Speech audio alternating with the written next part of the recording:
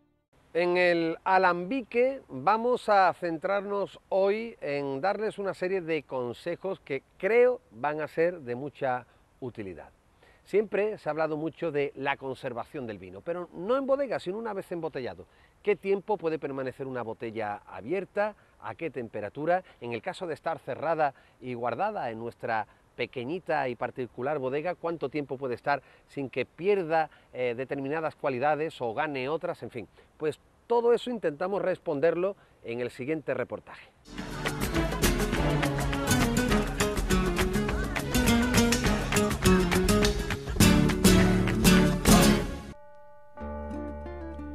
Como cualquier otro vino de calidad, las botellas de vino de Jerez requieren un trato respetuoso, de manera que el vino sufra lo menos posible en su recorrido desde que sale de la bodega hasta que es finalmente disfrutado por el consumidor. En general, el vino de Jerez no evoluciona favorablemente en botella. En general, como decimos, pasado un cierto tiempo en la botella, podemos advertir una merma de algunas de las cualidades organolépticas del vino. El periodo máximo de permanencia en botella durante el que el vino mantendrá sus características originales dependerá del tipo de Jerez del que se trate, siendo lógicamente más delicados los vinos de crianza, esto es, finos y manzanillas, para los que la saca de la bota supone un cambio importante de hábitat al quedar desprotegidos del velo de flor que los aísla de la oxidación. En lo que respecta a los vinos de Jerez que se envejecen en contacto con el aire, olorosos, Pedro Jiménez, su nivel de estabilidad es muy alto por haber experimentado ya en la bota un intenso proceso de oxidación.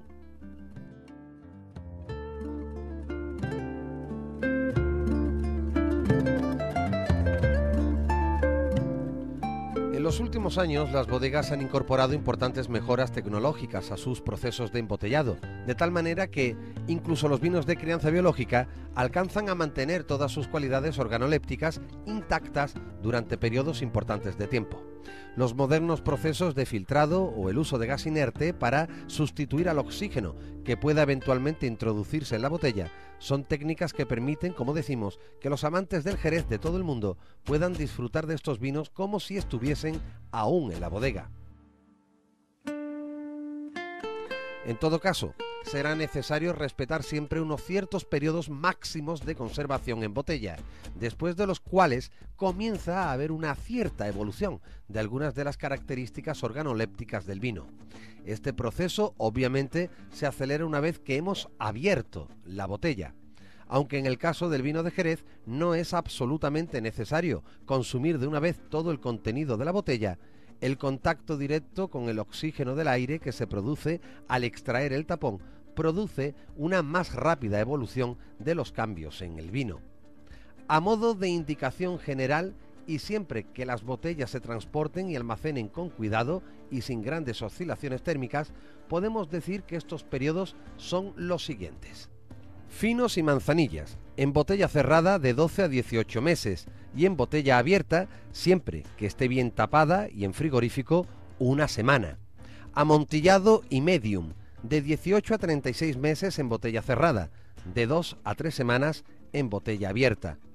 Oloroso y cream, de 24 a 36 meses en botella cerrada y en botella abierta entre 4 y 6 semanas. Pedro Jiménez, de 24 a 48 meses en botella cerrada y de 1 a 2 meses en botella abierta, mientras que los Boss y Bors tienen una duración indeterminada. Como sucede con cualquier otro vino de calidad, las botellas deben conservarse en lugar tranquilo, oscuro y sin oscilaciones térmicas ni vibraciones. A diferencia de otros vinos, se recomienda mantener la botella de vino de Jerez en posición vertical, de modo que la superficie de vino en contacto con el aire que pudiera mantener la botella sea la mínima posible, limitándose así la oxidación.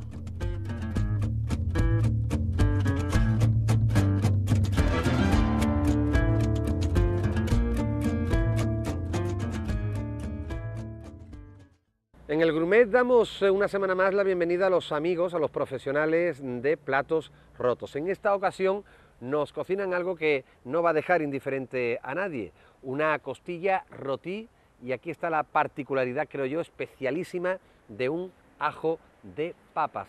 lo vemos y sobre todo también vemos el maridaje con vino de Jerez que nos propone.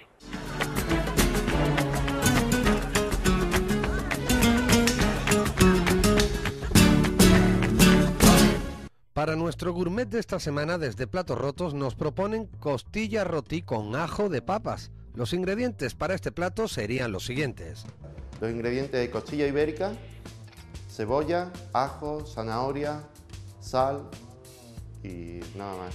Luego para el ajo caliente de papas, patata, ajo, pimiento de cuerno cabra y después pues, aceite de oliva, sal y tomate.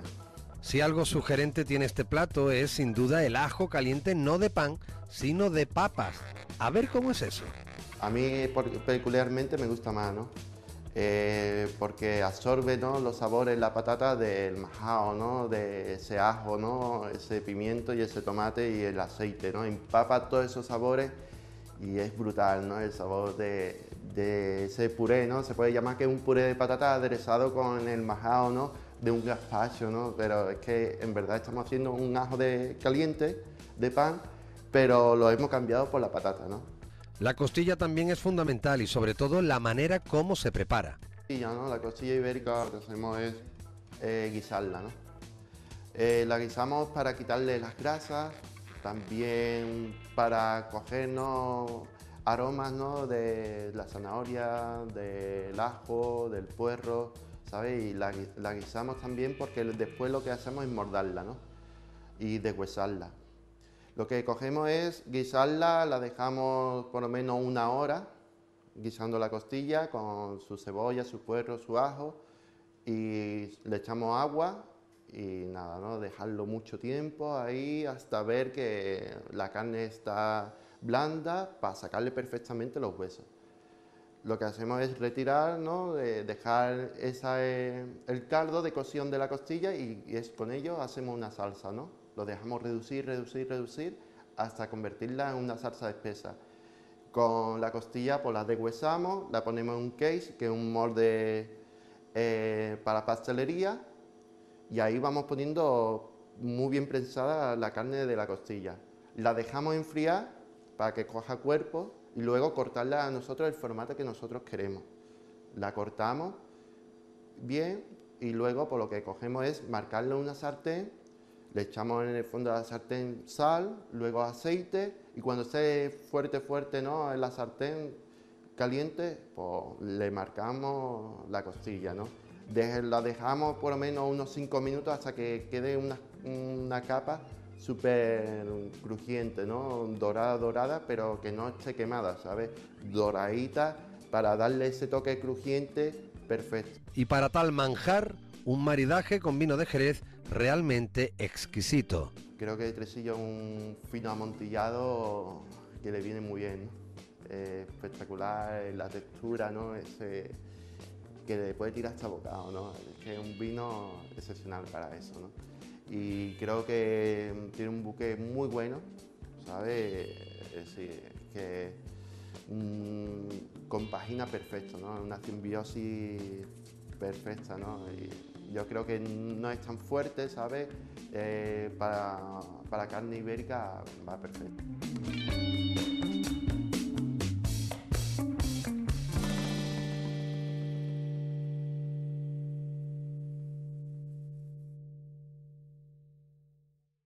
Pues seguimos ahora ampliando, después de dar debida cuenta de ese plato, ¿verdad?, de los amigos de Platos Rotos. Vamos y seguimos ahora ampliando nuestro vocabulario, nuestro léxico de términos relacionados con el Jerez, con el Cherry. Llega de la A a la Z.